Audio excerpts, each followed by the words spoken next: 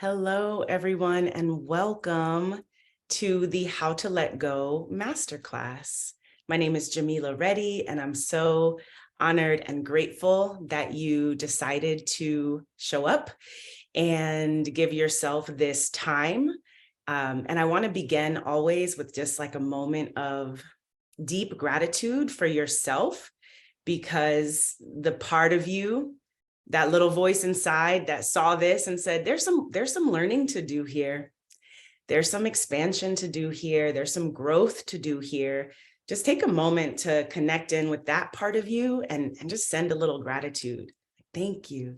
Thank you to the part of you that had the courage and the wisdom to show up for new perspectives and for growth. So thank you, thank you, thank you, thank you. I want to begin with a grounding practice, just so that we can, this is, we're going to do this in the most fun way, in the most easeful way. You all know, if you've been around for a while, or if you're new here, you should know that my number one most deeply held value is freedom and sovereignty. But second to that, it's ease, and it's feeling good and having a good time. And so my approach to this work of inner work and of growth and becoming more of who you truly are is always going to be done with a spirit of levity. And sometimes feelings are feelings and they might come up. So we're going to practice grounding before we dive in, just so we can create a supportive inner environment. I encourage you all to create a supportive outer environment, having water nearby, or a blanket, or hot tea, or a pillow.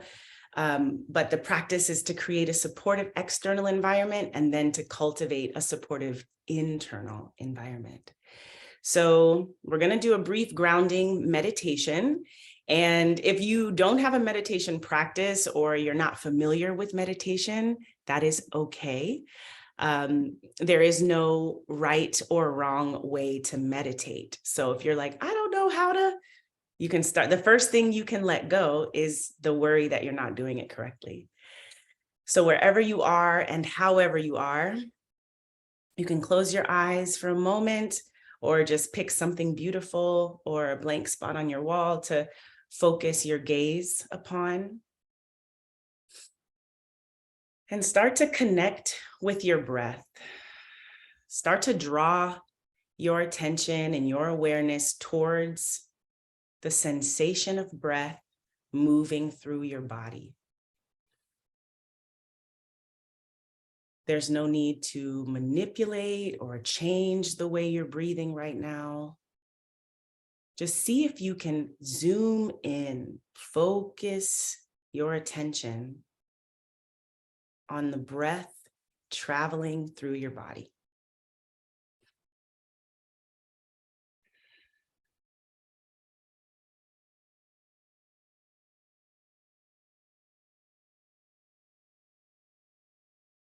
And start to let your breaths be slower and fuller.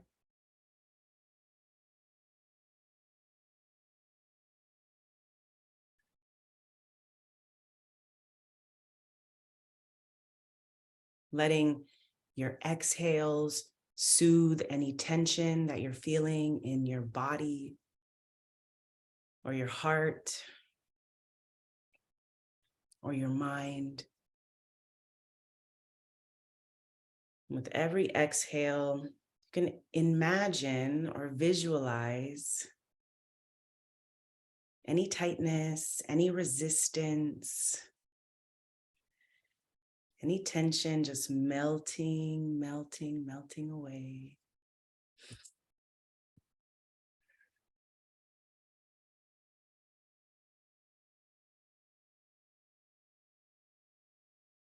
Give yourself permission to arrive. Give yourself permission to not be distracted.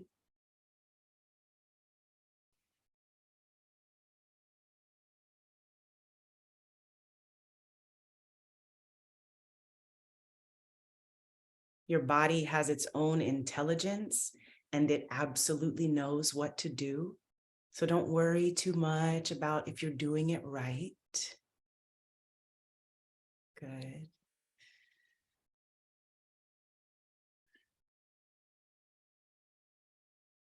Take one cleansing breath in through the nose and out through the mouth. Really letting it all go. You could shake your hands or wiggle your body on the exhale. Let's do a couple more rounds. Breathing in deeply. And exhaling completely. Letting it go, letting it go, letting it go. And one more breath, the deepest, fullest, most delicious breath you've taken all day. And letting it go.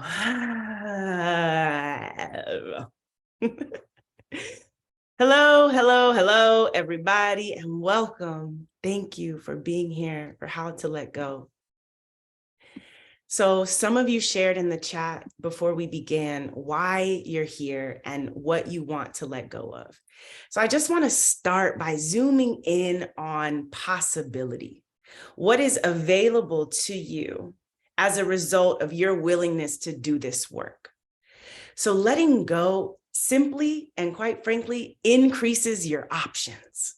You absolutely, if your plate is empty, you could fill it with so many things. So we love options. Options to me feels like freedom. So when you release, you increase the possibilities and the options that are available to you. When you let go, you create room for a new season in your life to begin. A season that cannot begin until you let go of things that are no longer serving you. So letting go makes room for your desires. Let me turn on closed captioning. There we go. Letting go creates room for your desires. Letting go allows you to become more of who you truly are. It allows you to take up more space as the fullest, truest version of you. It also allows you to be who you are right now and to stay current. So often we are living in realities that a future, younger, different version of ourselves envisioned and created. So letting go allows our external to be aligned with our current truth. And ultimately, the biggest benefit of letting go is that it brings more peace and more joy into your life. So I want to invite you all to take another deep breath here because I'm going to share some things that we can let go of. There's a lot of things that could be released, and some of you are here for certain reasons. So I just want to acknowledge some of the things that we can use these skills. I'm going to give you so many tools. If you're like, I don't know, don't worry. By the next hour and a half, you will absolutely know what you can do to let go of the things in your life that are ready to be released. And here are some of those things we could let go of. So again, stay with the breaths, right? These might be activating to hear. It might light up something in you like, ooh, feeling personally attacked. Just listen with so much judgment and compassion and playfulness and keep breathing. Some things we can let go of are anything we chose from an unconscious place. Anything, any decision we made, any agreement we entered when we were not in our power, when we were not fully present, conscious and awake. Those are some things we could let go. We can let go of patterns of behavior that are harmful and habitual. So coping strategies that are self-destructive or self-harmful. We can let those go. We can let go of patterns of experiences, that feeling of here again. Again, I really thought, that feeling like I really thought I graduated from this experience, and then here it is again. Sometimes our experiences become patterns so we can let go of patterns and we can start a new trajectory. We can let go of inauthenticity, any habits of performing or pretending. Anytime, any space where we're showing up and we are putting on a mask and we are presenting a false version of ourselves, we can let that go. We can let go of any self-sabotaging behavior, procrastination, stuckness. We can let go of thoughts. We can let go of beliefs. Another way to think about that is we can let go of programming. The narratives, the perspectives that were put into your mind as a child that belonged to someone else, your pastor, your parents, a teacher, any thoughts and beliefs, you can let go of them. And the beautiful thing is you can choose new ones. You can let go of the stories you tell. Any of those, like, people are always, this always happens to me, or I just can't, those narratives that kind of dictate how we move in the world. We can let those go. Our stories, our life story. I'm a person who, sometimes people will say, like, I'm a person who, and I'm like, say right now. Right now, I'm a person who. So we can let go of the story that we're telling about who we are and what our life is. We can let go of emotional attachments. We can let go of environments. We can let go of relationships. Remember to breathe. We can let go of the things that we feed our mind, media. We can let go of the things we feed our body. You can call to mind, like, what's something I need to let go of in my kitchen right now? Keep it light, keep it playful, it's okay. It's okay. Acknowledging what there is to let go of is it's the first step. Knowing, like, you know what? I was here because I thought I might need to release that relationship. Ooh, but it's that Chick-fil-A. Or whatever it is, okay? Whatever it is. So with so much compassion, we can let go of clutter. And I'm going to define clutter as things that do not serve a function for your optimal wellness or contribute to your joy. If it doesn't serve a function or contribute to your joy, it's clutter. And artifacts from your old life, just things that you collected as a different version of you that you don't need anymore. You just don't need it. You don't need it. As the current version of you, it's okay to let it go. So take a deep breath. Maybe that kicks some things up for you. Amazing. Here we go. Why do we hold on? Why? Everybody's here to attend a masterclass called How to Let Go. And I think a useful question is, why are you holding on? Why not? Why not let go? So the reasons why we hold on is because deep down subconsciously, there is a lack of desire. There's a little part of us that doesn't want to let go.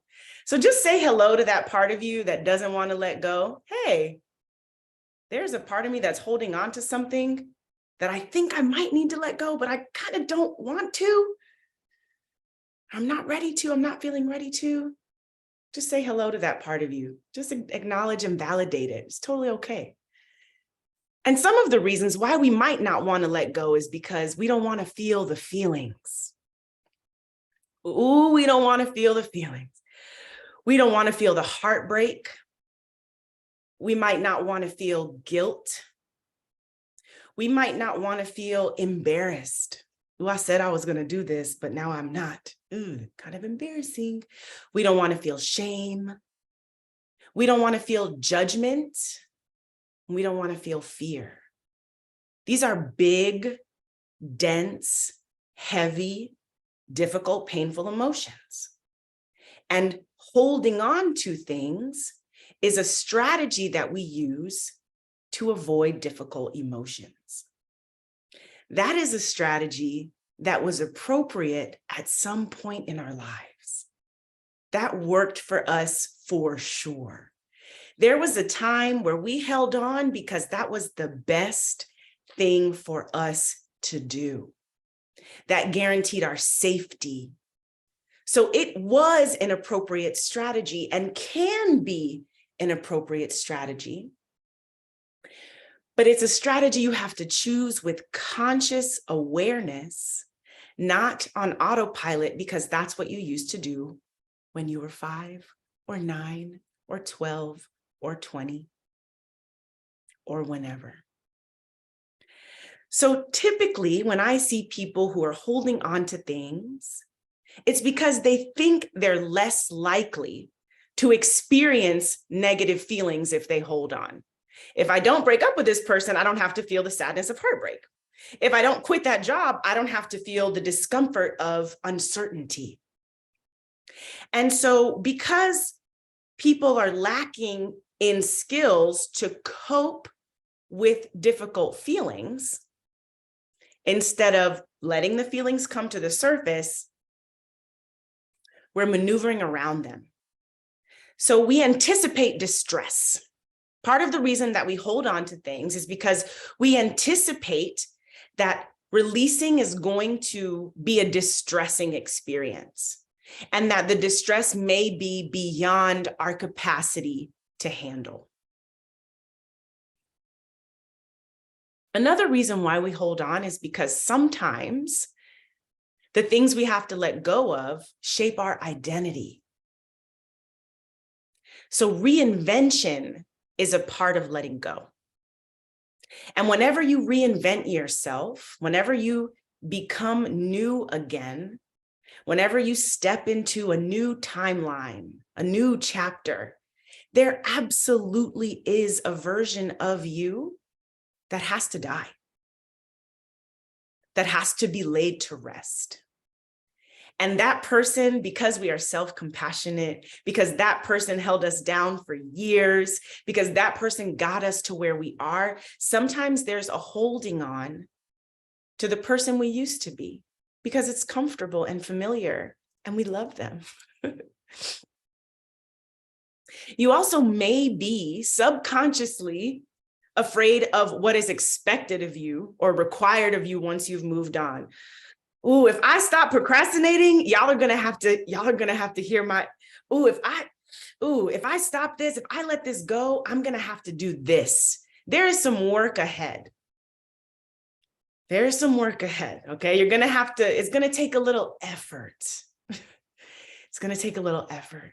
So there might be some resistance to feeling like you're starting from scratch. You might hold on because of what someone wrote to me, and I hadn't heard this language, but it's something called analysis paralysis. I was like, what is that? That is when you overthink or overanalyze a situation. Should I let it go? Should I keep it? Should I stop it? And you get stuck in toggling between yes or no, yes or no, yes or no. You get overwhelmed. You lose your clarity and you struggle to actually pick an option or implement a solution. So it's just spending too much time in thinking and not enough time in doing. Don't worry, I have plenty for y'all to do. So I want you to take a moment. Oh, the final one, which how could we forget? Part of the reason we hold on is because we are taking on other people's energy and other people's thoughts and opinions. Someone else thinks that it's shameful to let go. Someone else thinks you should stay in a commitment because that's what you said you were going to do. Someone else thinks that loyalty is the highest held value. Someone else told you that this is who you are in the world. And so you're feeling like that person might not understand you if you change. So sometimes we hold on because other people expect us to stay the same, or they want us to do what they would do, or they want us to do what works for them. So you could just keep breathing, let it go. Okay.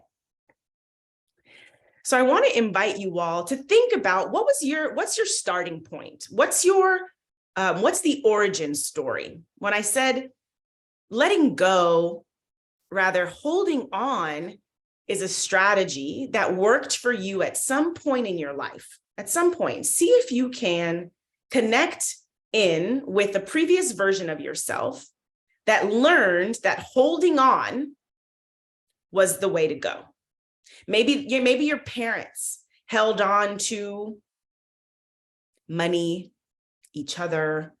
How did you learn? What was your first sort of introduction to letting go and holding on? So just kind of travel there in your mind. See if you can say hello to the younger version of yourself. When did you start learning about letting go or holding on? So just hear whatever comes up, connect in with whatever comes up.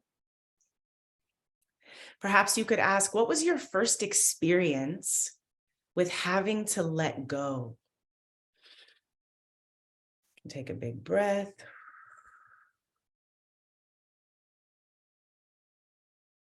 And just see if you can maybe take that picture, maybe pull it out of your mind and put it in front of you, like you're watching it on a screen. That helps me get a little bit of distance from it. If it's kicking up some thoughts, some memories, some feelings, I just like to take it out and put it in front of me so I can look at it like I'm at the movies. I can look at it like I'm at a museum. Oh, look at that Polaroid picture of this experience right out in front of me. So look at it with curiosity, with an open mind. And so this experience helps you understand your starting point. It helps you have so much compassion for yourself for holding on, because that's a strategy that worked at some point, because that's what you learned to do. So you can let that go and just gather that information, let that information sort of run in the background. So one of the biggest questions that I got about letting go is, how do I know when it's time to let go versus when it's time to lean in to keeping it, to put in the work, but to change your attitude or change your relationship to it? How do I know when it's time to let go or when it's time to hold on? So here are a couple sort of simple frameworks. If holding on is holding you back, it is time to let it go.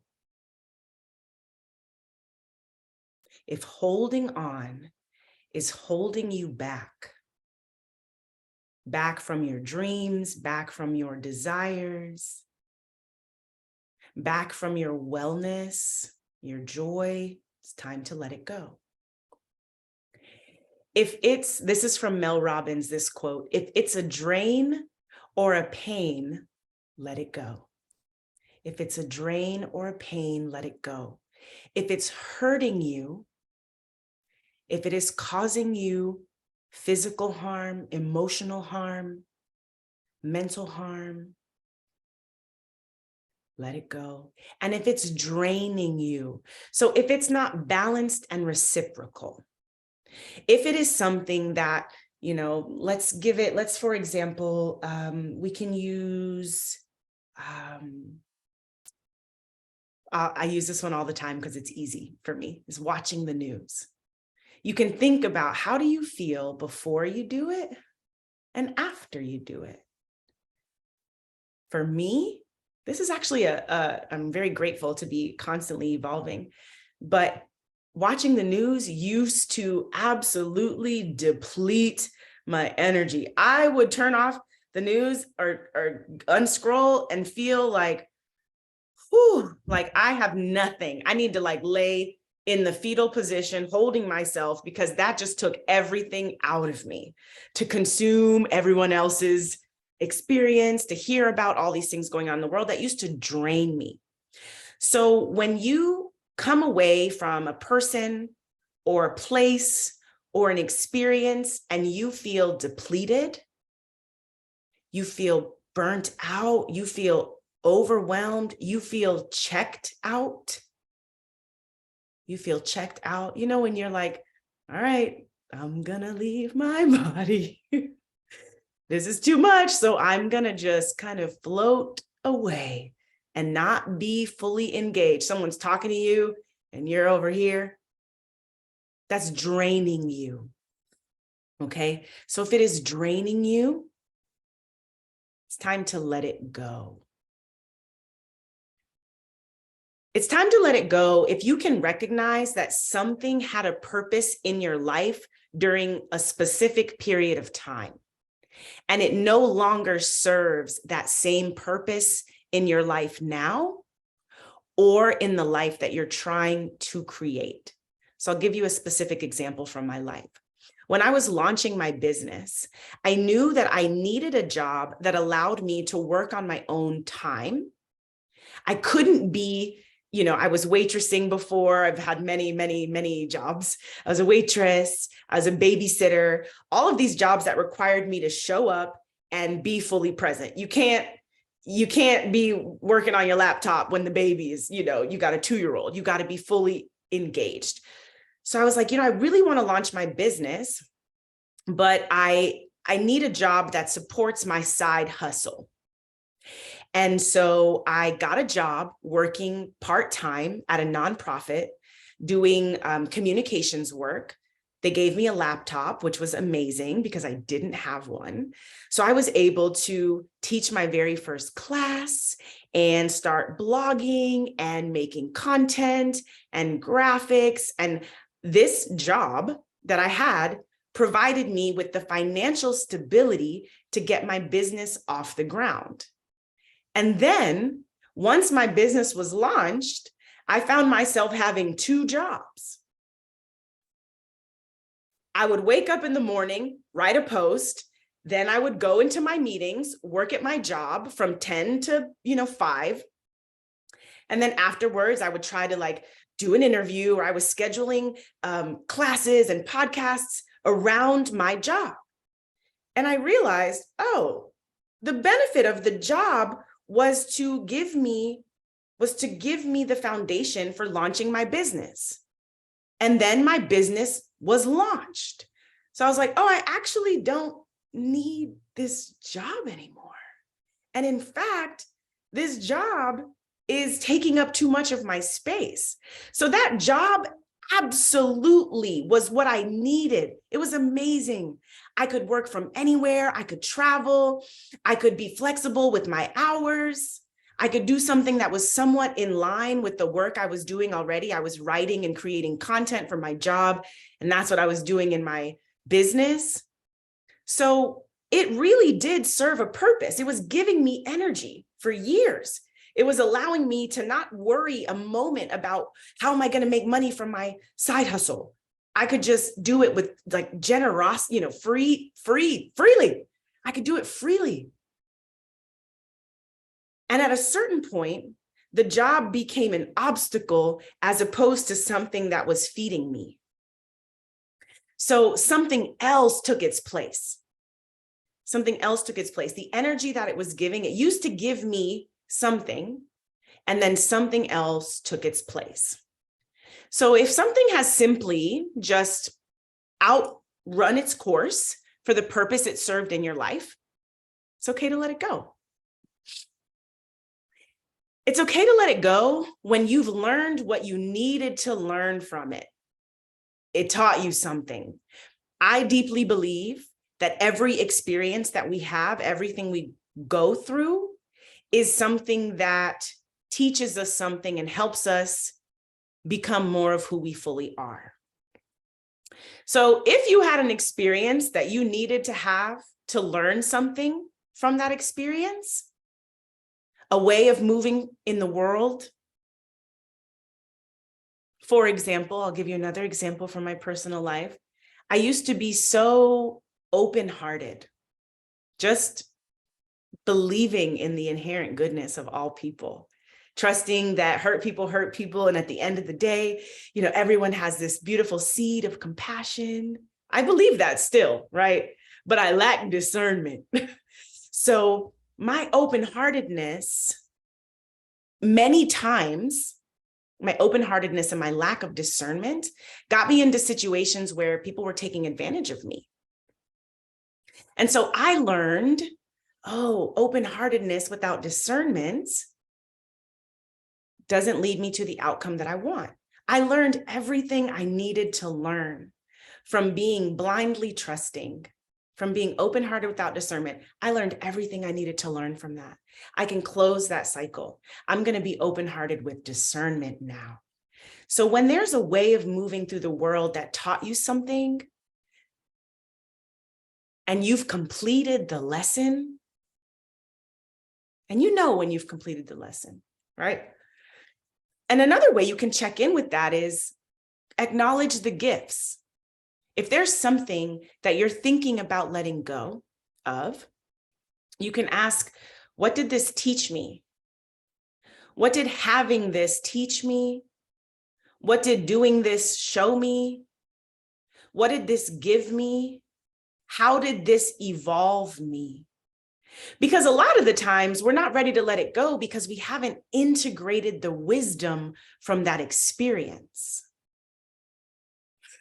I was talking to my therapist after a breakup in my past. And I was like, the breakup was long over, but I was like, it was just tight. I was angry. And I'm like, I broke up because I was tired of talking about this every week with you in therapy. I wanted to release this therapy bill from my budget. So I knew that I needed to let go of this relationship, and I've let go of it, and I'm still feeling the intense feelings.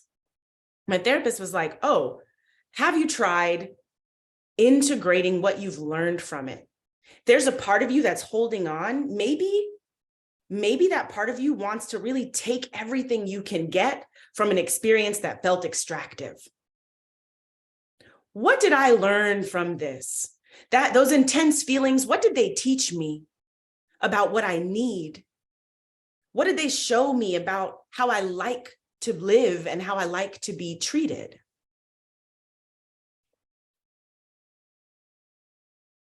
So acknowledging the gifts, acknowledging the wisdom, acknowledging the lessons, so that you can really complete the circle, the cycle of an experience. It gave you everything you needed. And you can take that. You can take the wisdom and leave the experience. Sometimes we're like, but this, I learned so much. The narrative that I had was like, this experience really is growing me. You could take the wisdom, leave the experience. It's time to let go when you're just ready. You're like, I'm just ready. You don't really need to have a logical reason. You don't need to over rationalize it. Sometimes, yes, make a list of pros and cons, but sometimes you just be knowing. You just know. You just know. If I say, what's one thing you need to let go of? Just listen. Sometimes you just know. It just comes to mind, okay? So if you are just ready, you just don't want to do it anymore. You don't want to be there anymore. Sometimes we don't need a rational reason. Like, no, that's a good reason. I don't want to. That's a great reason. I don't want to. I don't want to. Sometimes I'll say, I don't want to do something. And someone will be like, why? I'm like, what? The lack of desire is the reason. The absence of desire is the reason that I don't want to do it. Sometimes you're just like, I don't want to do that anymore. So that's a good time to let it go. And you just quite simply, you don't want to do it anymore. And when you don't like the way you feel, in relationship to this thing. You don't like the way you feel around that person. You don't like the way you feel at that place. You don't like the way you feel after you do it, the way you've done it. You don't like the way you feel. That is a great reason to let it go. I simply don't enjoy this feeling. That is a great reason to cut that ish out. So what is letting go? What is letting go? What is it? What are actually we talking about? Letting go is consciously ending a cycle. It's really tapping in to being the author and saying, you know what? I'm going to wrap up this chapter. I'm going to close it out. I'm going to choose to end this pattern, this cycle, this experience. It can also be pulling back your energy. So it doesn't always need to be a breakup or quitting your job or leaving or icing someone out, creating no contact. Sometimes it can be that, right? And that's valid. And sometimes it can simply be pulling your energy back. So when I realized I was ready to leave my day job, I needed a couple months to finesse my bank account so that was a wise decision. So I was like, I'm not ready to physically let go of the job, but I am energetically pulling my energy back from this space. That means after 5 o'clock, I don't know who y'all are. That means I'm deleting Gmail Friday at 3 o'clock, catch me on Monday. That means I'm not available for last minute calls. That means your urgency is not my responsibility. That means I'm not going to be thinking about what you said while I'm eating lunch.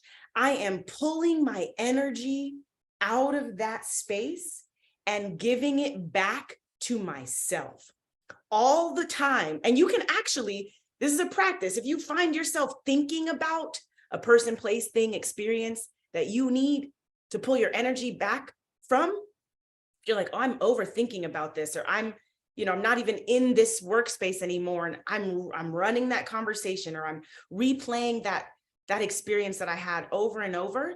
You actually just visualize like pulling your energy out of it. Put it in front of you, pull your energy out and put it somewhere else. What else are you going to focus on? This is an exercise I offer my coaching clients is make a list of things you're going to give your energy to instead of the things that are draining you. Because we're like, oh yeah, I want to pull my energy back. But in the moments, you need to have things that you can reach for quickly. So some of the things that I'm constantly deciding to reroute my energy towards is a meal. You could even think of it like that. I'm thinking about, this conversation, and I'll say, okay, you know what? I'm going to think about the next meal I'm having. And maybe what's a new thing I can try? That's one of my go-tos. If I don't want to think about what I'm finding myself thinking about, I choose a different thought. So I pull my energy out of that conversation, out of that space, out of that relationship, and I refocus my energy and my attention on something else, whatever that something else is, what you're going to eat next, the vacation you want to take, your project, that creative project that you're working on, something nourishing to you, a book that you're reading. So sometimes letting go is simply reducing the emotional and energetic charge. It's letting go of the intensity with which you relate to that thing. And that can be a decision. And it's a decision that you can make over and over and over and over again. You can simply change your relationship to the thing. I'm going to talk a little bit more about what that looks like in practice. But letting go can look like putting your energy somewhere else. And that somewhere else is a place that gives you energy. So you can think of this as remove or redirect. Remove the energy drain or redirect your energy towards something that nourishes and sustains you. remove, or redirect.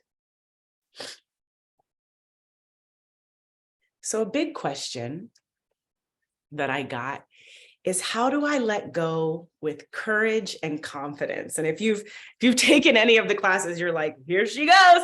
Okay, brave. When people ask me about courage, I'm like, oh, y'all, courage is not fearlessness. The question is, how do I not feel afraid? When someone says, how do I let go with courage? What they're really asking is, how do I do this and not feel afraid? Plot twist. Dunno. I don't know. That's for another teacher and another masterclass, because I have nothing for you. Okay. Courage is willingness to do it afraid. It is a posture of acceptance to the very real possibility that you may experience emotional discomfort. It's a willingness. So I want you to think of, I'm lacking in the courage. Usually when you think you're lacking in courage, it's because you feel afraid. But courage is simply a willingness to do it afraid. Bravery is a willingness to do something that scares you. So you don't have to feel fearless. You can choose to be brave. And confidence simply means having faith in yourself. So if there are things, when I was reflecting on how have I come to let go with confidence? And it's because every time I do it, I get more of what I want. And so I now have actual proof of the benefits of letting go. Years ago, I would hold on because I was afraid that things were going to be worse on the other side. Now I'm like, oh, time and time and time again, when I let go of something, it creates room for me to experience the ways I want to feel in the world.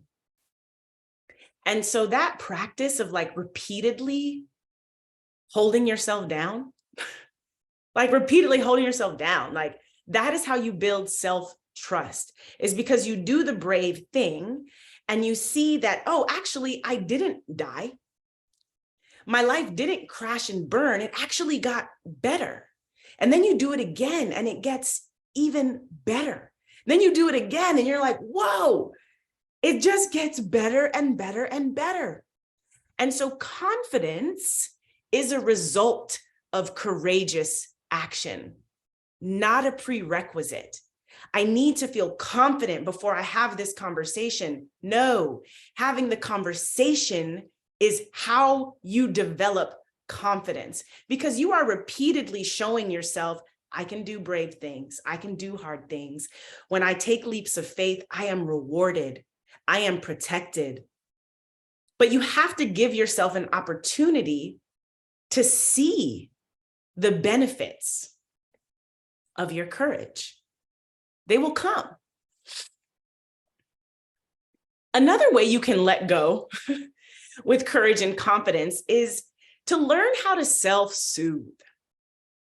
So because we are humans and we don't really like to feel uncomfortable feelings, you have to give yourself a break from the work. You have to, in order to tolerate a difficult thing, in order to endure something that is uncomfortable, which is what we're going to do in the new paradigm, a willingness to momentarily experience discomfort. Ugh. There's a part of me that's like, I don't want to. It's like, when you go to get a shot, you're like, nah. Or like when you go to get dental work and you're like, oh, I don't want to do. Of course, nobody wants to go to the dentist, right? Nobody wants to, there's some things that you don't want to do it, but you do it because it serves your wellness. And you don't have to do it just like totally unsupported. You can, when I go to the dentist, I'm wearing noise canceling headphones. I have on 2 pairs of pants. I am bringing a blanket with me, and I am absolutely getting ice cream or a popsicle when I'm finished. Absolutely. So when you do difficult things, you have to balance out the difficulty with softness, with ease. You have to learn this. These are things that help you tolerate the temporary experience of discomfort. If you're going to be sad in the sun, be sad outside, be sad next to your bestie, right? You don't have to just do hard things. Do hard things in a way that supports your recovery and that supports you having the most easeful experience possible. That does not mean it's going to be easy, but how can I make this discomfort a little bit easier? I'm going to get into that a little bit more. But the long and short is the work is hard, so create opportunities for softness and relief. So how do you know? How do you know if it's the right move? So we're going to get into some strategy. Okay. This is how you can this is self-coaching. If you're ever faced with a decision and you're like, I don't know if this is the right move, this is a practice and a process that you can take yourself through to get clear on whether or not it's the right move. So, plot twist, usually the right move means the move that's going to end up with the least amount of emotional distress, right? That's what we think. The right move is the move that hurts the least. The right move is the move that sucks the least. So already I want to just disclaim this by saying there's actually not, at this point in our lives, friends, you can't really make a wrong move. You might make a move that moves you towards where you want to go, but isn't the final resting place, right? Like things are always evolving. So just holding that in your mind when you're thinking about, is it the right move to let this go? If that question is loaded with like, am I going to get hurt or am I going to not get hurt if I take this path? Like you're a human being, you're going to experience the full range of human emotions. And so obsessing over the path that is clear of emotional distress, it's a frivolous effort. You don't have to do that. But what you can do to help you know if it's the right move is to get very clear and focus in on your why. Why would you let it go?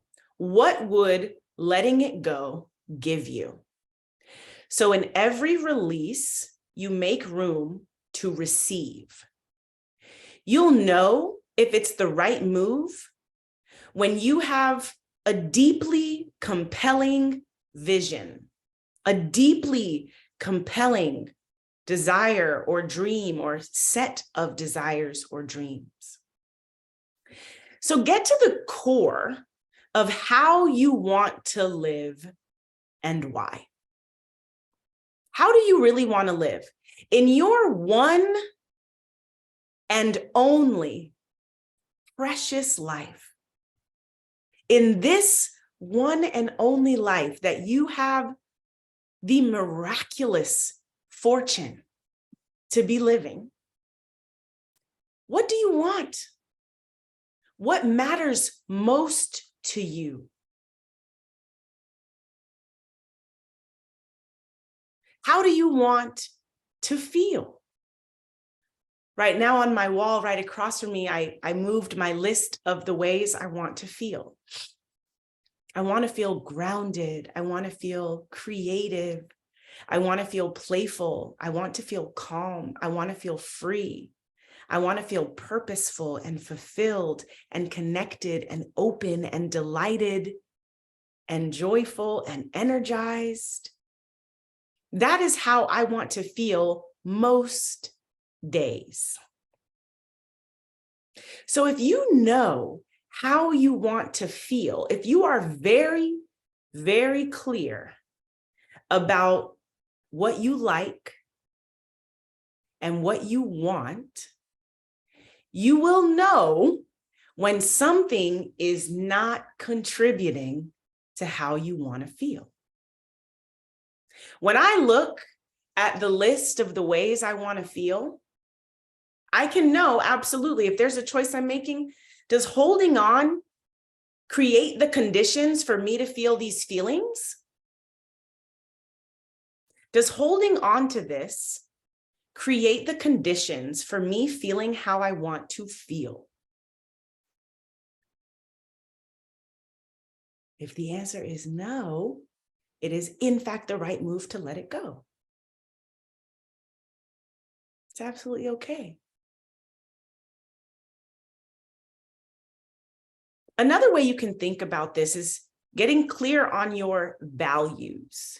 So you can look up, you can simply Google list of core values. I love to do this every so often. You can just look up what are some core values and have a list somewhere that you can see it in your home of your values. So your values are the qualities that make your life meaningful. They are the qualities that give your life a sense of fulfillment. So if you were to think about getting to the very end of your beautiful life, years and years and years and years from now, reaching the end of this beautiful, precious one life. And if you were to tell the story of how you lived, you were to tell the story and say, I was a person who honored these values with my life. My life is evidence of the things I cared most deeply about.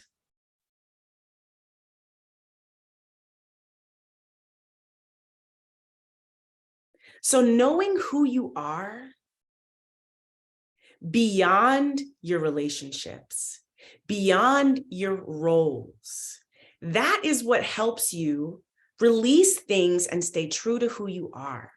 It's when you're living in alignment and accordance with the things that matter most to you. I love this journal prompt. I am a person who deeply values blank. You can write it over and over. I am a person who deeply values, for me, it's peace. Peace, inner peace, peace in the world. I care about it so much. Another way you can get clear on what your values are if you got to the end of your life, your long, long, long, long life, and you didn't experience enough of this thing, you would feel regret. If you got to the very end of your long life and looked back and said, God, I wish I had given myself permission to experience more. What? That is one of your values. More relaxation, more play, more time with family. Those are your values. And so if there's something that you're thinking of letting go and you're not clear, I want you to look at that thing and see if you can draw a map from holding on to that thing to your values, to the things you care most about, to the ways you want to feel. Does this feed the beautiful vision that you have for your life? The very real, the possibility, right? It doesn't have to be a dream. It doesn't have to be a regret. This can be something you choose, right? And letting go sometimes helps us get closer to what's really important to us. So you can I'm going to call this conduct an alignment assessment. You could do an alignment assessment. You can if you could start with, let's go with people. Let's just do it for experientially right now. You can write it down or you can just call it to mind. Let's go with people. I want you to call to mind the 3 people that you spend the most time with. Not the 3 people you wish you spent the most time with, but the 3 people you actually spend the most time with in your day-to-day. For many of us, that might be our children, our spouses, our coworkers, our roommates, right? Just think about those people. Now, call to mind the first person, the person you spend the most amount of time with. Call it to mind. Okay, hold them in your mind. Is being around this person, does that help you feel how you want to feel? Or does it obstruct you feeling how you want to feel? This question with kids is a little bit difficult. So maybe if you got children, right, you can't release your kids. So maybe pick the next person. So if it's a roommate or a coworker or a relationship, does being around this person line up with how I want to feel? Is it in alignment? Yes or no?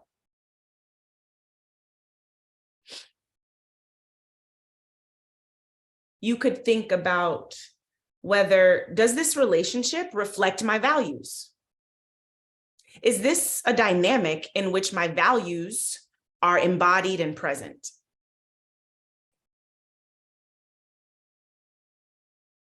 So here's something I want you all to think about when it comes to your values. Oftentimes when we think about our needs, we think about our need for food, for water, for sleep, for shelter. And then we put in a totally separate category our desires. So I want you to reframe your desires as needs of your soul. Your values are the needs of your soul. So if you imagined ease, playfulness, well-being, authenticity, right? These are needs of your soul. And that is a part of your holistic well-being. So holding in really high regard your values and seeing your values as needs of your spirit. Those are the things that give you life force energy. They make life worth living. Those are non-negotiable. Make those as non-negotiable as food and water. So you can just ask, does this person contribute to my values? Or does this relationship match up with my values? You can just see if it mirrors, see if it reflects. Another strategy that you all can use is to focus on what's right. This is a quote from Melody Battle from her book, Journey into the Heart. Focus on what's right, what's good, what's true, and what's beautiful in ourselves, in others, and the world around us. So focusing on what feels good helps us get absolutely clear on what doesn't, and it also helps us be less attached to what doesn't. The more I get what I want, the lower my tolerance is for not getting what I want. The more I am around people that see me fully and I can be my full self, the less tolerance I have for being around spaces where I feel like I can't be who I am. I'm like, for what? Why would I choose this? So focusing on what's right, what feels so good in your life, what is true, what is beautiful.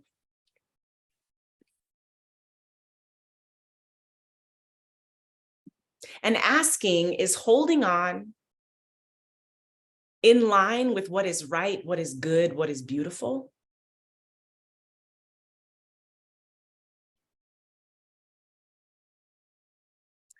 So this is a strategy that it made me laugh to write this down. Like, how do I know it's the right move?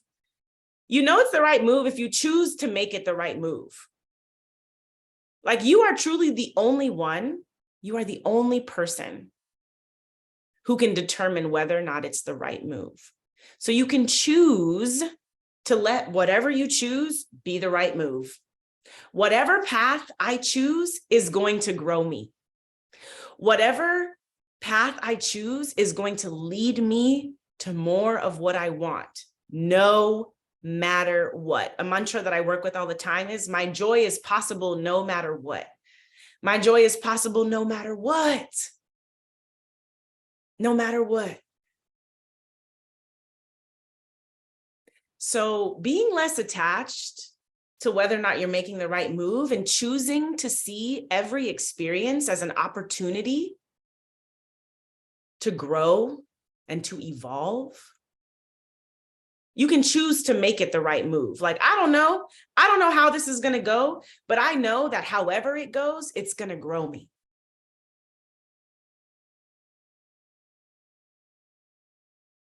However it goes, it's going to move me closer to what I want or the kind of person I want to be.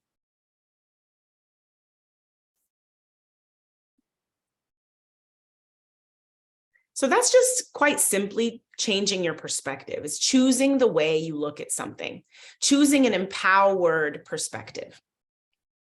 Okay. The next question that I love, so thank you for whomever asked this, is how can I expand my window of tolerance for uncertainty and the unknown? When we think about making a big change in our lives, it can bring up a lot of big, scary feelings of, I don't know what it's going to be. I don't know how I'm going to do it, right? The question of how. I'm not clear on the path. I'm not clear on the strategy. I'm not clear on what's on the other side. And that, just acknowledging that that is wildly uncomfortable, right? It all starts with just acknowledging whatever it is you feel.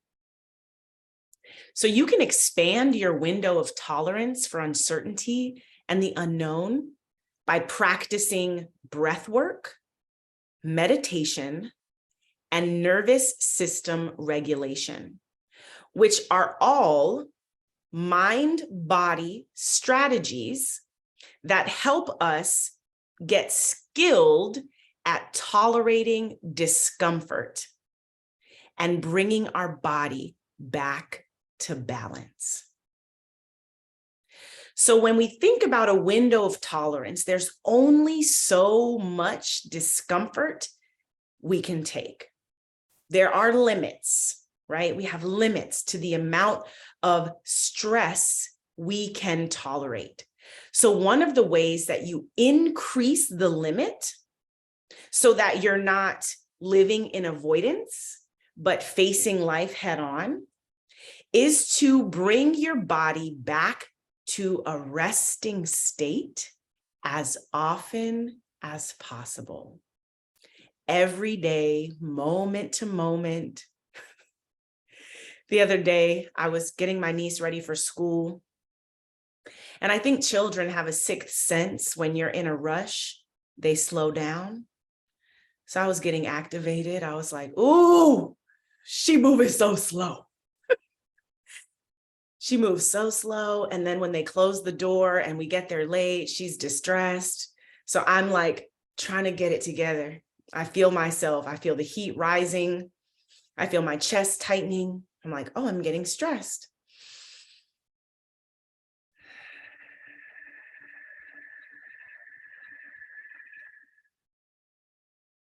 I had to hit the reset button. I was like, boop, boop, boop. And she said, I don't want you to take a deep breath. I don't want you to take a deep breath. And I said, trust me, you do. And she just cracked up, like started laughing. She was like, all right, like heard. I was like, trust me, little girl, you do want me to take a deep breath before I unlock a core memory of me absolutely losing my shit for no reason at all. No reason at all. You have to be in a practice of bringing your body back to balance. When you notice, oh, I'm getting activated, right? You can notice, for me, it's my heart starts beating quickly. Sometimes I feel tension in my throat, my shoulders raise. When you notice the sensations of stress, you breathe. you breathe into your low belly, which activates your parasympathetic nervous system, the system in your body that is responsible for resting and receptivity. So you can literally reset yourself. Yes, yes, twin mama, I felt that in my bones, right? I'm like, ooh, wow. Children really are spiritual teachers, because I'm like, oh, I'm doing the work for you. I thought I was doing the work for me. I'm doing it for the 5-year-old. Because she do not want to smoke. She does not want to know me when I'm holding my breath. Let me tell you something. So you can reset yourself, constantly returning yourself to balance and equilibrium. So you can use your breath to do that. You can use what is called your vagus nerve. So your vagus nerve is kind of it's like the head honcho nerve in your entire nervous system. And when your vagus nerve is toned, you can think of it like a muscle. So when that muscle is strong, you are less likely to become dysregulated by a distressing experience. And so you can tone that nerve through humming. Hum a little diddy doo dah. Okay. You can use your breath to hum. You can use scent to regulate your nervous system. But if this is something if you are a person who is maybe highly sensitive, your senses are finely attuned to the world around you, the invitation is get absolutely familiar on how to regulate your nervous system. Like if somebody getting on your nerves, the other day I was like, you on my nerves. And I was like, oh, on my nerves. That's such a beautiful phrase. Like I heard it for the very first time. Like, oh, that is actually, if you're on my nerves, it means my nervous system frazzled. It's feeling frazzled. So bringing your body back to balance, coming back to equilibrium as often as possible. And this is where the fun stuff comes in. So this is where lifestyle design comes in. The entire ethos of lifestyle design is creating a life that creates balance from the hard, uncomfortable things. Because grief is inevitable, I choose joy as often as possible. Because getting dysregulated is unavoidable, I choose regulated, peaceful, grounded ease as often as possible. So you can think of this as proactive coping. So there's research, right, on different coping strategies. Proactive coping is the process of anticipating potential stressors and acting either to prevent them or to mute their impact. Life will always be lifing. Let me tell you something right now. There's always something. There's always something. There's always something. So knowing that there's always going to be ebbs and flows, valleys and mountains, right? Highs and lows. This is just an inevitable, natural, normal part of the human experience that no one is exempt from. Knowing that you're gonna have to do things that create discomfort, right? Your willingness and your ability to tolerate discomfort increases the more ease you experience, the more joy you experience, the more rest you experience. That helps mute the impact of difficult things. That is proactive coping. Joy and relaxation are proactive coping strategies so that you can willingly say, you know what? I've had so much, like my cup is full and overflowing of relaxation and joy and delight. I could have that hard conversation. It's not going to kill me. Like I can do it. I can do it. I can do it. Right. So it makes it easier when when the discomfort doesn't become your baseline. So creating a lifestyle, a way of living where ease and joy are your baselines, that increases your capacity.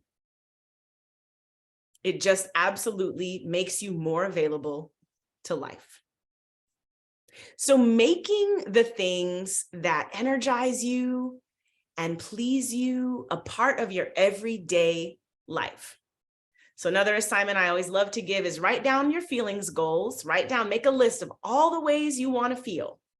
And then underneath every single word on that list, write down the experiences, the practices, the places, the rituals, the routines, the foods, the modalities that help you get there. If you want to feel open, what is a physical practice that helps you feel open? Who is a person around whom you feel open? Right? What is a posture that helps you feel open? Make a list. You need to absolutely know what are the things that help me feel the way I want to feel, and make them a part of your everyday experience. Make them non-negotiable.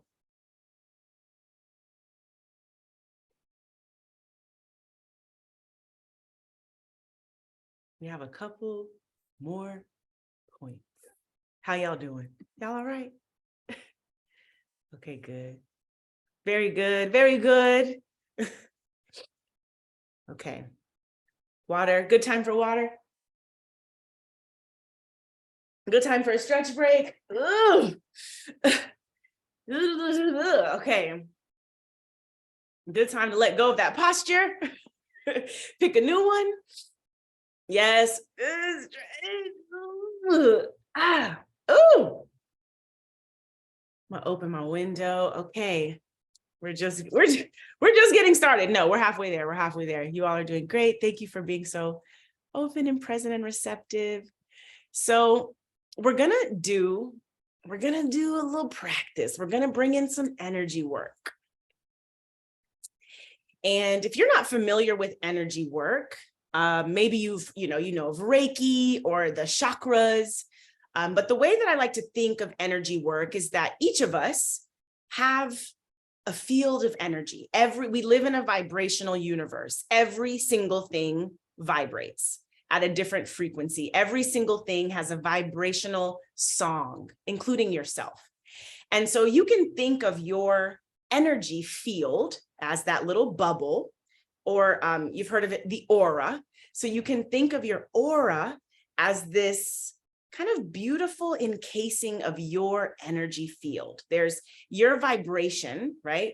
And then your aura is what is at the edges of where your vibration meets, right? So when you think about energy work, it's sort of like working with the energy in your bubble. You can think of it that way. And if that's feeling like a little vague or frou-frou, basically what you can think of it as like a creative visualization is just using your imagination to elicit a change in how you feel. So I love to give the example of, if you close your eyes and imagine a lemon, a big, juicy, fresh lemon sitting out in front of you. And then you imagine that lemon being cut open into two pieces, right? You got two pieces of lemon in front of you. Maybe you see some of the juice from the lemon. If you take that lemon in one hand and squeeze it into your mouth, right? You can kind of imagine like, ooh, there's a little bit of like, oh, I can imagine the taste of lemon, even though there's no lemon. And so you can think of energy work as using the power of your imagination to catalyze sensations and shifts in your internal world. So that's how you can think of it for this moment. You know, there's so many ways to look at it. And if you have your own energy practices, then trust your own wisdom. But I would love to guide you all through an energy practice that you can use to clear out the background noise, to clear out other people's opinions around your decisions or your desires. So many of us are concerned with judgment from others or being perceived in a certain way. I don't want to seem, right? It's not that you don't want to be, it's that I don't want to seem, I don't want to come across as, I don't want them to think of me as this, right? There's a lot of other people's opinions and judgment in our space. So this is a practice that you can do to just kind of create a little more room for yourself. So once again, get settled into your body. Maybe some movement might be helpful. Connect once again with your breath.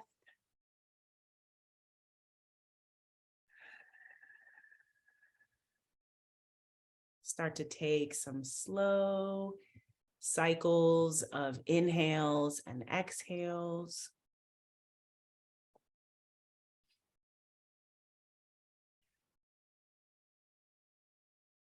You can keep your eyes open or closed. And imagine or visualize or clairvoyantly see a cord of energy. You can think of it like the trunk of a tree or a powerful root or just a beautiful cord that connects you from the very base of your tailbone all the way to the center of the earth. So just imagine this cord. We call this a grounding cord. This is a cord that anchors you to the earth. It is your connection with the planet. So think of this cord as at least the width of your hips. Let it support all of you. It could be bigger, but certainly not smaller. Let your cord support you and anchor you. Like really imagine this cord is anchoring you to the ground below. You can visualize that this cord has a color, perhaps a beautiful earth tone, neutral green, a deep, vibrant red, a playful orange. Choose a color that resonates and just visualize your cord has this color. And with your breath, you can release anything that is ready to be released. You don't have to know what it is. You don't have to name it, but you can imagine sending it down into your grounding cord. Visualize it traveling like a chute, like a laundry chute. Just send it all the way down into the earth. And check in and see if there's anything getting stuck. Is your cord blocked? So you can imagine with your breath, just clearing out space in your grounding cord.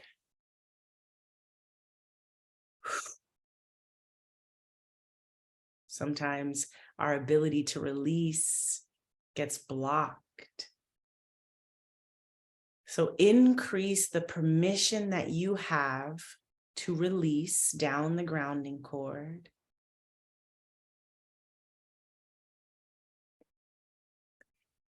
And gather up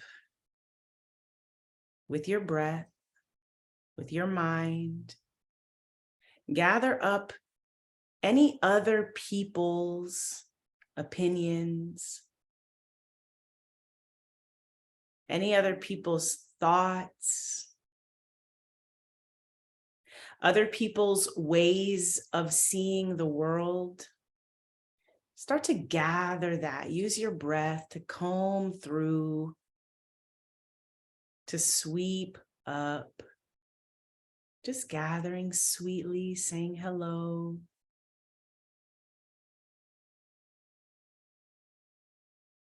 Collecting. Any other people's opinions, their preferences. And on your next exhale, I want you to envision sending all of that down through the grounding cord, sending it into the earth. Sometimes it helps me to put my hands on the earth or on the surface below. Just imagine it being totally cleared from your energetic field. Just releasing it sweetly and gently. Sending it away.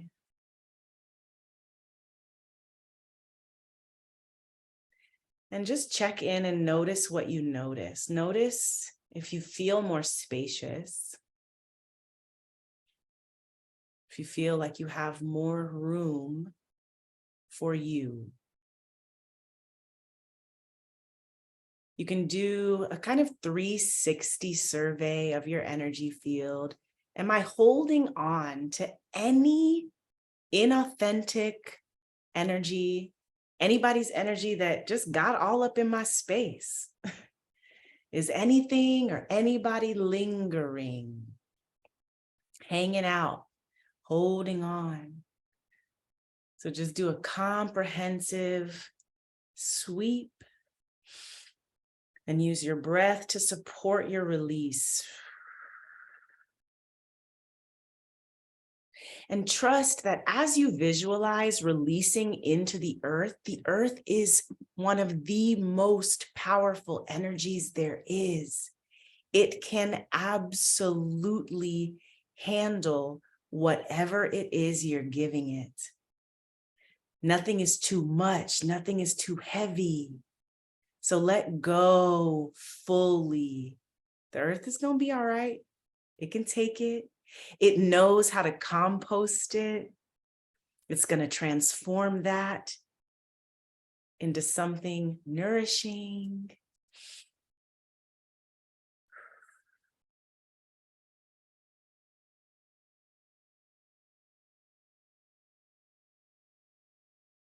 So now I invite you to call your authentic energy back to you. Now that you created more space for you, call yourself home.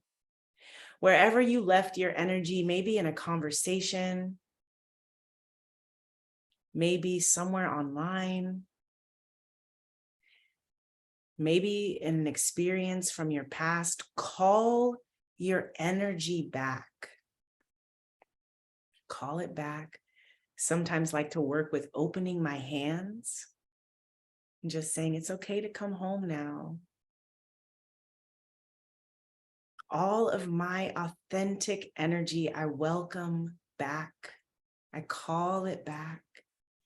Let yourself be filled up. Let yourself be full of you.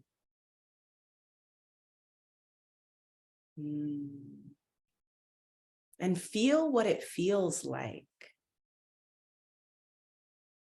to have your energy in your space.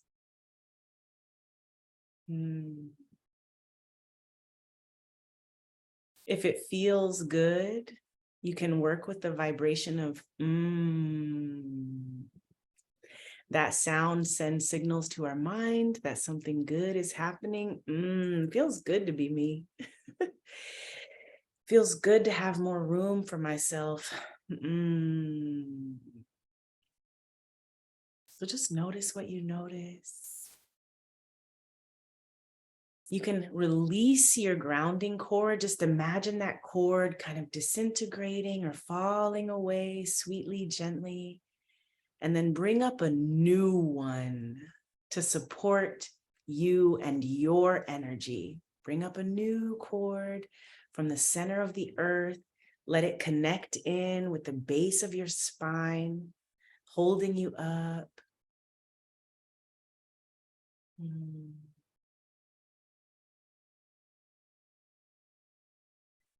So whenever you're ready, you can let that visualization go.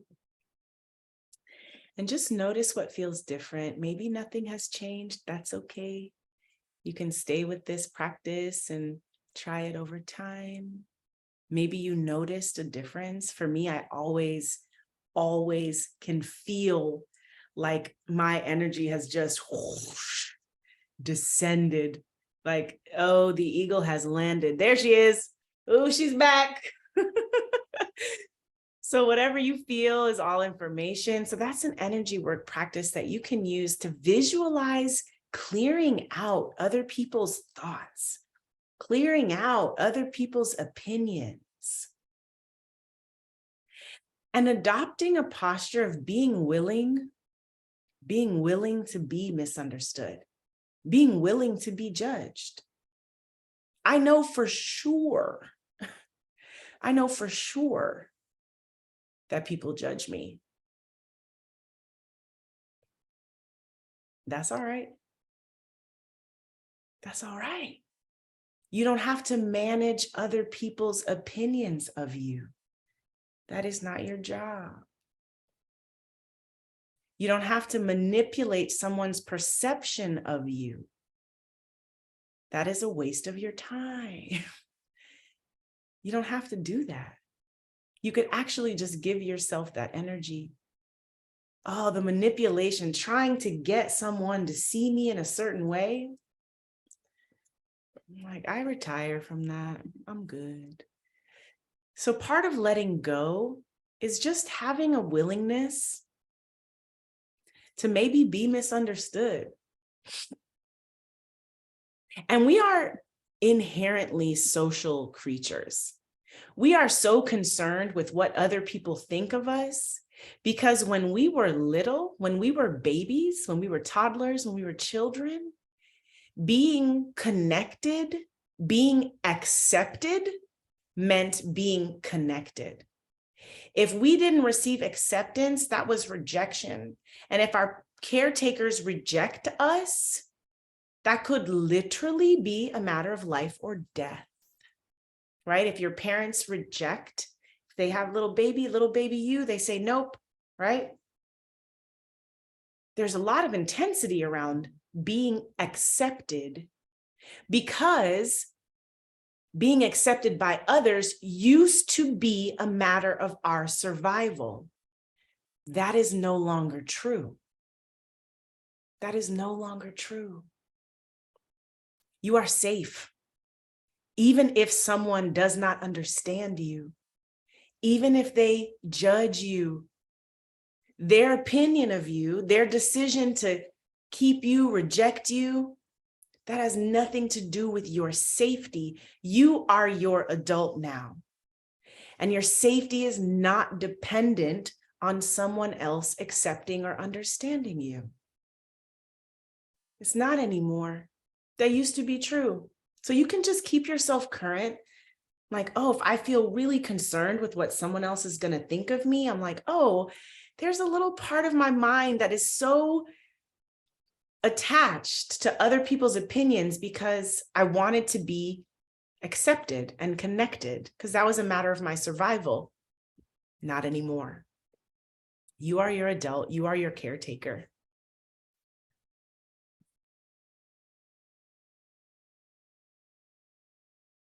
So I want you all to think about emotions as events.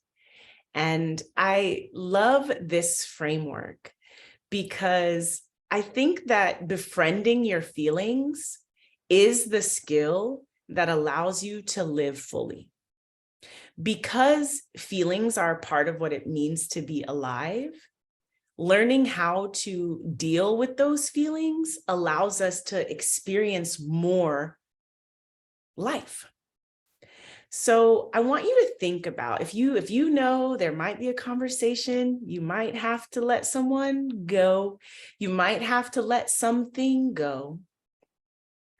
And I want you to think about emotions as events. They are events. They are events that happen in your body, characterized by sensations. Emotions are temporary events that happen in my body. Sometimes we confuse emotions with thoughts. We feel a sensation, and then we tell a story about the sensation, but the emotion itself is just the temporary expression of sensations in the body. Okay, so you can think of your emotions as events. With that in mind, and actually there's some research that like an event, an emotional event is actually only like 90 seconds. Actually, like if you get scared, or if you have, something activates an emotional, if something triggers an emotion, the emotion is really only lasting for a brief amount of time. It's our mental and energetic affixation with it's, staying at the party long after the party has ended.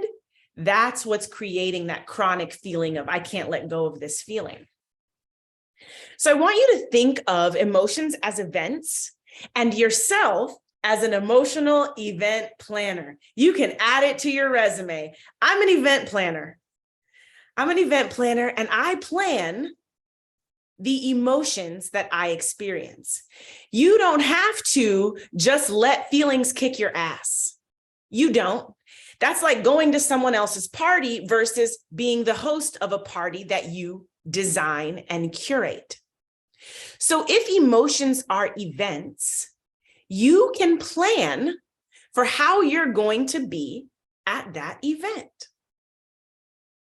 It may feel at times, when we feel a difficult feeling, like that pain or that discomfort is permanent. I know for sure that in the depths of my grief, I thought, how could I ever not feel this way? It felt so permanent and so eternal. But the truth is, it's a temporary event.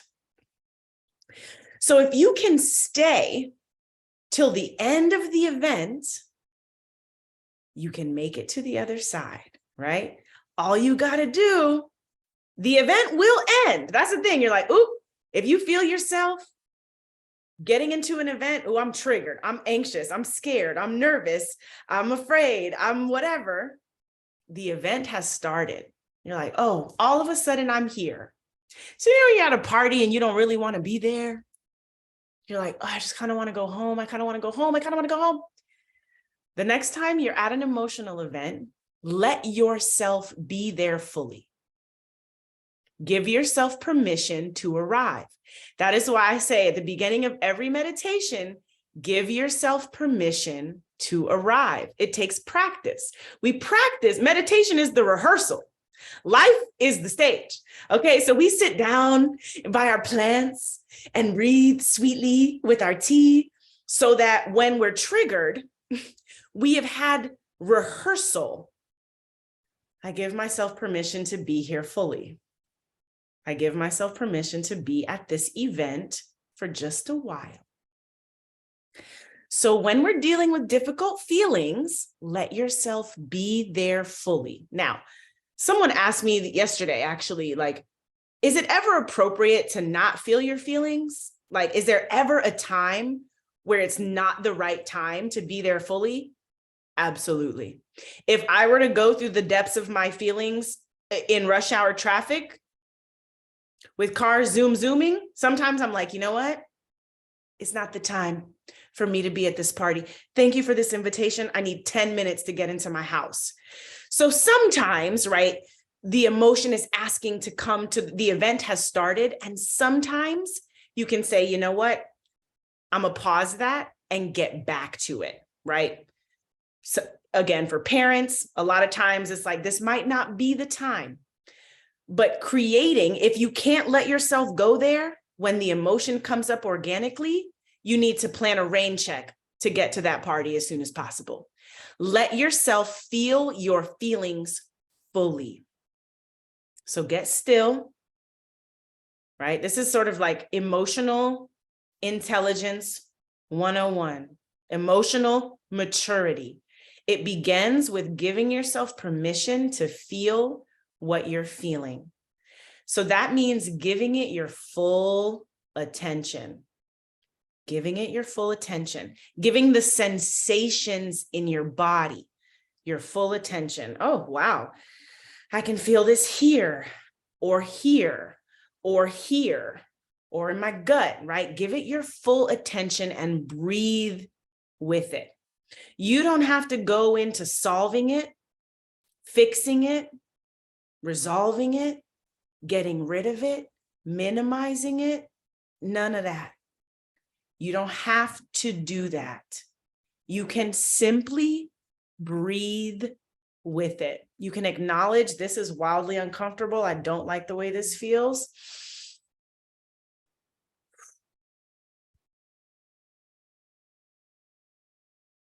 Breathe with it.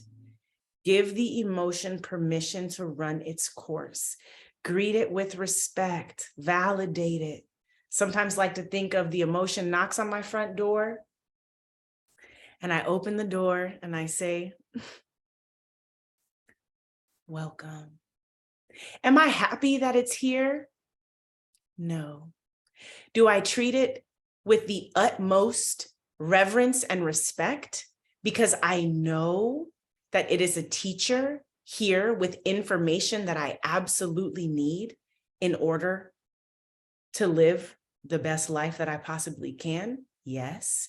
Your emotions are teachers. They have so much information. Every single emotion is teaching you something or telling you something. And so when you validate your emotions, you allow the wisdom they possess to become integrated into your mind. There's nothing wrong. Any emotion you feel, there's nothing wrong with it. Nothing at all. If you've ever thought like, why do I feel this way? Because you do. Nothing wrong. So much validation. Offer so much validation. I see you. I recognize you. Hello. I'm feeling you. I'm breathing with you.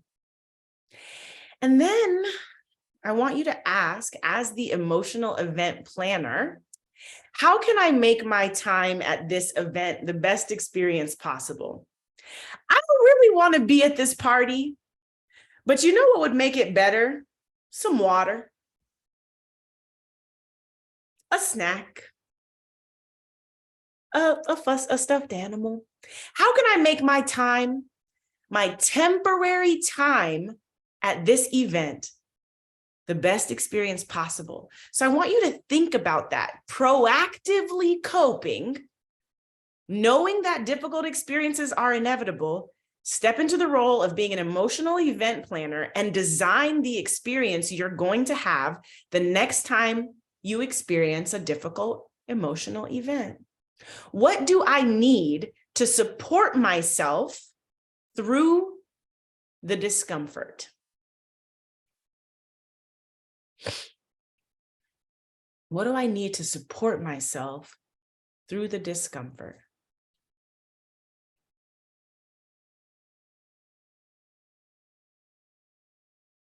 And then what info is this feeling giving me? What info? What is this sensation telling me? What is it teaching me? What is it showing me? And listen. Okay. So that's a process you can use to deal with the difficult feels. Think of yourself like an emotional event planner. You don't have to just be at the whim of your emotions. You might not choose how you feel.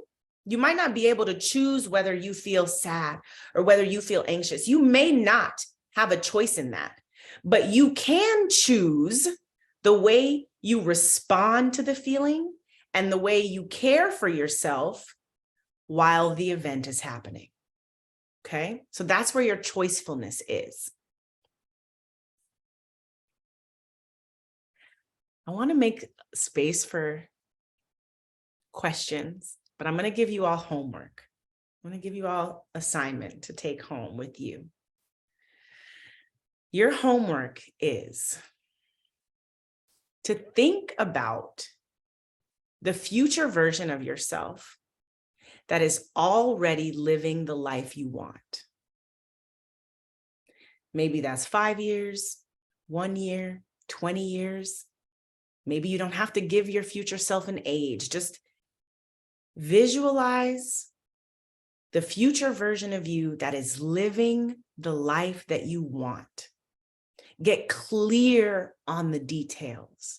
Write down everything you desire. Y'all have heard me talk about my personal chef. The future me is living a life of absolute ease and abundant support, right? Like let the vision feel fantastical, right? That's how you know that it's appropriately big. Write down everything you desire, even if those desires seem like absurd or ridiculous. Write them all down. Write everything I want. This is what I want. Just put your order in, okay? This is a buffet of infinite possibilities for your life. Write down everything you want. Don't limit yourself. Don't worry about the timeline. Don't think about the how. Don't think about what it's going to take. Don't think about whether or not it's realistic or possible. Simply create the vision. Create the vision. Now, with that future you, I want you to ask, after you've envisioned, what did that person have to let go of in order to get there?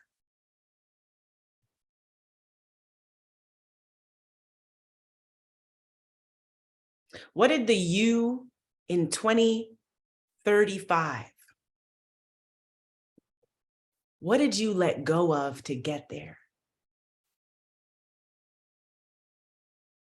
So that's your assignment, first assignment. The second assignment, your second homework, I like to call these activation exercises, because what we're not going to do is talk about releasing and then hold on to the same. We're not doing that. We are absolutely letting things go. So what you're going to do is decide on a birthday for the new timeline. I'm always reframing things. So you could think of this as a deadline for when you're going to let it go. But deadline doesn't really resonate. So I like to think of, instead of a deadline, it's a birthday. It's a birthday for the new timeline, for the new reality.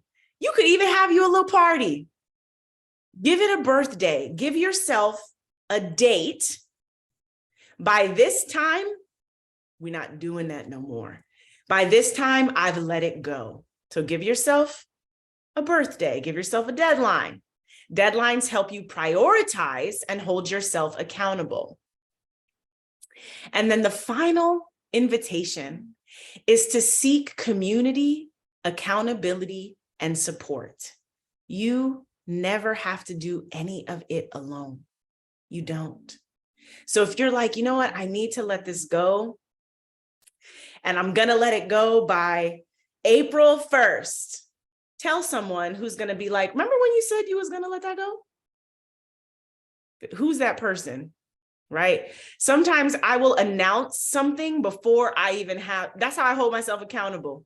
I'll be like, I'm doing this. Just announce it, right? I like to sometimes change my bio.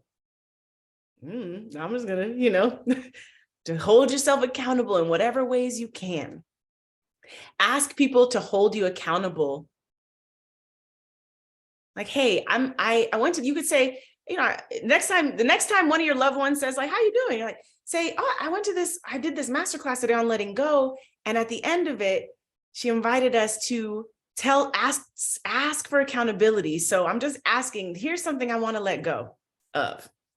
Can you check in with me in a month and ask me how I'm doing with that, right? Like, ask for support or ask for help, right? If there's a pattern of consumption, right? Find a group, get support. We're not meant to do any of this work alone. You don't have to take it on by yourself. Let yourself be held up. Let yourself be supported.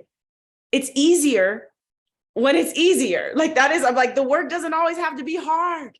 It doesn't have to be hard work. Do it with someone, right? Find a let that shit go accountability buddy and be like, hey, text me 5 things you want to let go of, and let's just hold each other accountable to that. Invite community into your work. That makes it more joyful, it makes it more easeful, and it makes it more likely that you're going to actually stick to your intentions. So that's what I got. Please, as always, feel free. I love to know. I'm like, your homework could also be, let me know. If you want me to be your accountability, just shoot me a message and be like, I did it. I will absolutely give you a round of applause. If you want a round of applause after letting some shit go that you knew you need to let go, just message me. I will absolutely give you a round of applause. I'll send you a voice note of me cheering for you. I will. So if you need a little positive reinforcement, okay, I got your back. So I hope that was so helpful and nourishing for you all. And if you have any questions, let me know. I did my best to get through the questions. I have notes and notes and notes.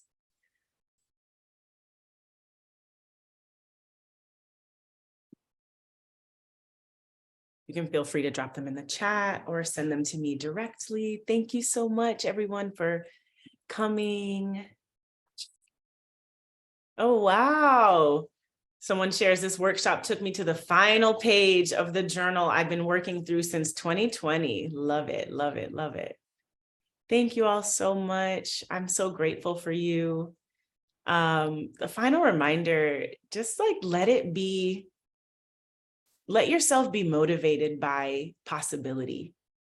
Let yourself really hone in on like all of the magic and miracles and goodness and alignment and pleasure and delight that could come from doing the work. Like sometimes the work can feel so like the bridge, the bridge is wobbly, but when you cross it, it's like, oh, yes. So just as often as you can, focus on what feels good. Focus on the yes, and let that be your motivation.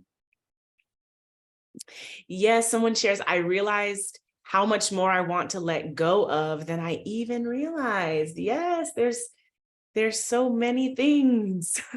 Feel free to revisit this. You can go back through that list of the things you need to release. And this is work that's it's ongoing, right? Like, as I was doing this workshop, I'm like, dang, like I'm writing notes, like, gotta let that go. Like, can't show up in these people's faces talking about release and still doing that. I'm like, ooh, I had to let coffee go. In the last 10 days, I was like, I had to let it go. I had to let it go. I had to let it go.